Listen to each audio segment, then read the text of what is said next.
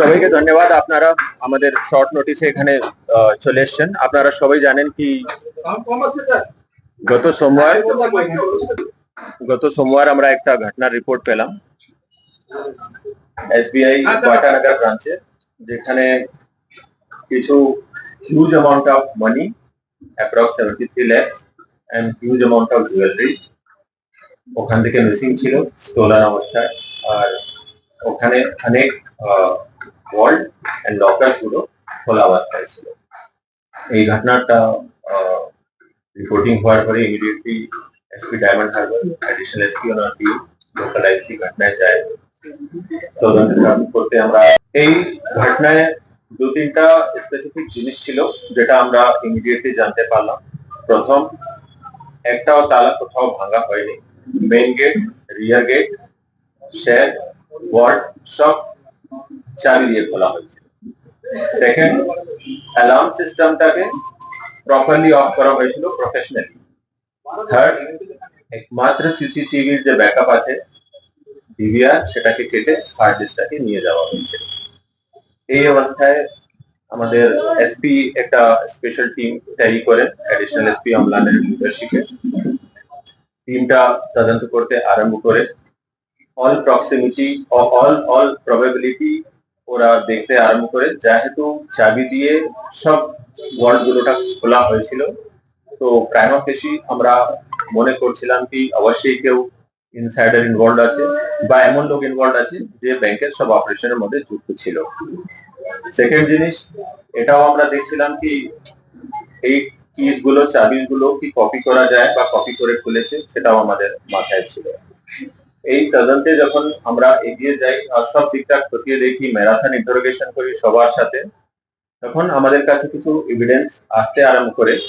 আর আমাদের সাসপিশন একজন লোকের প্রতি হয়, মিস্টার আরিফ হোসেন, যিনি গ্রুপ ডি স্টাফ রূপে আগে কাজ করতেন এখানে, আর আগে ওখান থেকে এই ব্যাংক থেকে তারপরে রিমুভ হয়েছে। ওই লোকের যখন লোকেশন ওর অ্যাক্টিভিটি এটা যখন আমরা ফলো করি আর ওর লোকাল রেসিডেন্সে যখন আমরা রেড করছি, তখন আমরা কিছুটা ওর এই স্টোলার মানির অ্যামাউন্টটা পেয়েছি। ইমিডিয়েটলি ওকে অ্যাপ্রিহেন্ড করা হয়েছে। আর যেখানে ওই টাকাটা রেখেছিল কুস্তির একটা জায়গা ওর রিলেটিভ বাড়িতে, সেখান থেকে অল দি স্টোলেন বুটি প্রপার্টি জুয়েলারি সেটা আমরা রিকভার করতে পেরেছি। 95% ক্যাশটা রিকভার হয়ে গেছে, অ্যাপ্রক্স 67 lakhs। কিছুটা বাকি আছে। আমাদের তদন্তটা এখন এগিয়ে যাচ্ছে। আমাদের এসপি, অ্যাডিশনাল এসপি, লোকাল আইসি, এসওজি টিম, কুস্তি থানার টিম আর নেবারিং ডিস্ট্রিক্টের টিম সবার কোঅর্ডিনেশন নিয়ে আমরা উইদিন 7 days এটা করতে পেরেছি। এই কেসটা একটা ইউনিক কেস ব্যাংকের হিস্ট্রি, যেখানে ব্যাংকের অল সিকিউরিটি সিস্টেমটাকে ডুপ্লিকেট কি দিয়ে খোলা হয়েছিল। আর জেনারেলি যে সিকিউরিটি সিস্টেমের ডিফারেন্ট লেয়ার্স আছে, সব লেয়ার্সকে সাকসেসফুলি এই ব্রেক করতে পেরেছে। এর সাথে এর ওয়াইফ ইনভলভ ছিল এই ঘটনায়, এই দুজন মিলেই কমিট করেছে। তারপরে এই ক্যাশ গুলোকে ডিসপোজ করার চেষ্টা করেছে, কিন্তু খুব দ্রুত সময়ে আমরা রিকভার করতে পেরেছি। অ্যাকিউজ মোটামুটি 1 বছর আগে ডুপ্লিকেট কি বানিয়েছিল, এক দুবার চেষ্টাও করে, মানে হ্যান্ডস অনও করে দেখেছিল কি এটা কাজ করছে কি করছে না।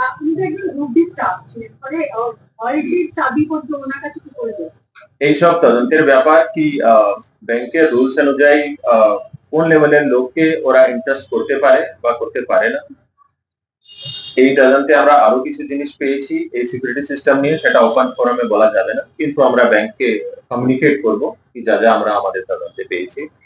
তদন্তটা শেষ হয়নি, এখন জাস্ট একটা ব্রেক থ্রু হয়েছে কি আমরা ক্র্যাক করতে পেরেছি আর রিকভার করতে পেরেছি সব প্রপার্টি গুলোকে। But at the same time আমরা বলছি না কি জাস্ট দিস টু পিপল আর ইনভলভ। আমরা যখন অব্দি কমপ্লিট করবো না আমার ইনভেস্টিগেশন, এখন অব্দি ইনভেস্টিগেশন ইজ ওপেন।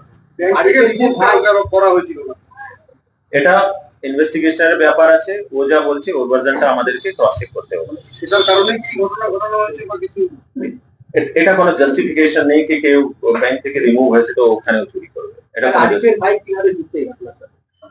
আরিফের ভাই এখন অব্দি আমাদের ইন্টারোগেশনে আছে।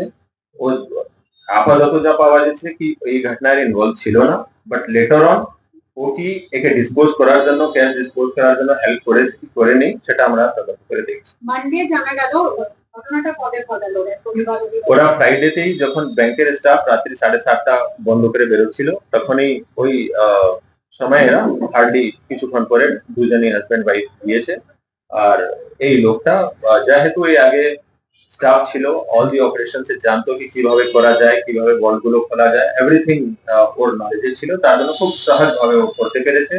এখানকার ওর ভাড়া বাড়িতে প্রথম সব ক্যাশ এন্ড জুয়েলারিসটা নিয়ে এসছে, তারপরে নেক্সট দিন এটাকে ডিসপোজ অফ করার জন্য উস্তির একটা বাড়িতে গিয়ে রেখে দিচ্ছে। এর সঙ্গে কি সিআইডি কোনো তদন্ত করছে?